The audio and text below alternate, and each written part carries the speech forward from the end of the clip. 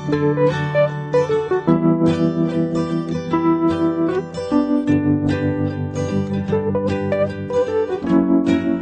the Sudbury literature, you'll often find the claim that, in our schools, young people learn only what they choose to learn, what they're passionate about.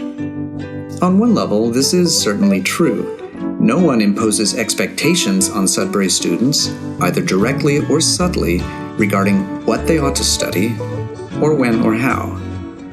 Out of context, though, this learn what you want principle could lead one to conclude that Sudbury students are enabled to avoid things that might be tough or unpleasant.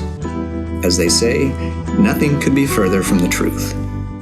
In a broad sense, learn what you want derives from our students' basic responsibility for ensuring that their lives are and become what they want, setting their own goals, deciding for themselves how to pursue them.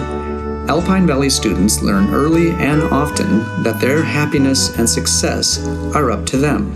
They also learn the key lesson that, in order to get what they want, they must do plenty of things they'd rather not. How does this work in practice, balancing learn what you want with do what you'd rather not? Every day, immersed in a scaled-down version of the larger world, our students practice the adult responsibilities of deciding what's important to them and how to structure their time. They grapple with the daunting realities of boredom and uncertainty and judge for themselves whether they're making adequate progress toward their goals, whether they're satisfied.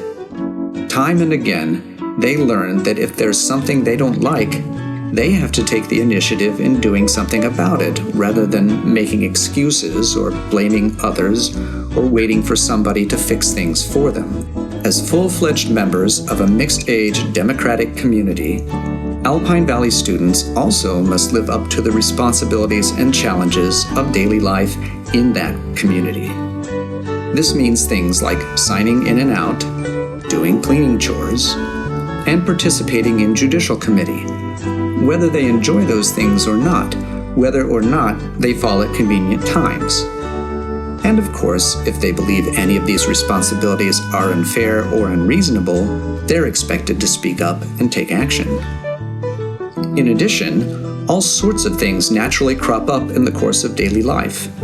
Personal clashes, frustrations, unexpected contingencies, etc. This is where Learn What You Want is joined by what I call Unsought Learning, an equally critical and demanding aspect of the Sudbury model. If you think about it, blaming others can be kind of satisfying. You get to complain, but you're off the hook for doing anything. You don't have to accept responsibility for your confusion or irritation. Authoritarian settings may be obnoxious, but they're more straightforward than ones where you must make your own decisions and take initiative. Sorting through infinite possibilities, learning how to set goals and get things done, charting a course for yourself, managing your time, dealing with difficult people, and what's more, deciding how well you're doing at all these things, this level of responsibility can be very difficult indeed. There's plenty of unsought learning at Alpine Valley School. For example, I don't believe many students who get attendance fines for not signing in, who are charged and sentenced for leaving things out, or who are caught in an intense, angry argument would say that they sought out these learning opportunities. I doubt they'd happily boast that being held accountable or having their beliefs or preferences challenged is their most heartfelt passion.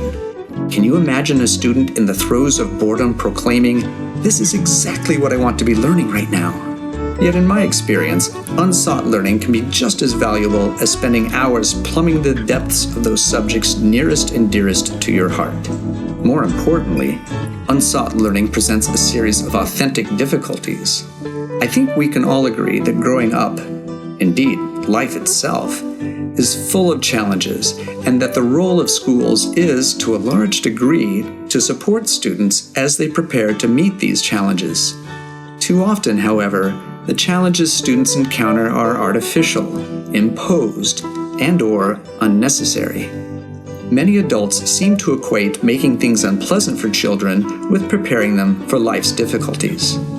Authentic struggles, on the other hand, emerge naturally out of the fabric of daily life, from the difficulties of facing the unknown, and from life in a community full of personalities and standards different from, even incongruent with, your own. These are the relevant, meaningful struggles, the ones that most frequently result in learning that sticks with you and helps you realize the life of your dreams. And when you're pursuing your passion, that in itself provides considerable momentum for overcoming the obstacles unsought learning throws in your path. Whether it's discovering that your chosen career requires you to confront your math anxiety, learning how to speak up for yourself, figuring out how to diffuse tense situations, or deciding to let go of a pursuit or a connection that's no longer working for you, just to cite a few examples, Alpine Valley School students learn the things that matter most. Some of these they seek, while others seek them.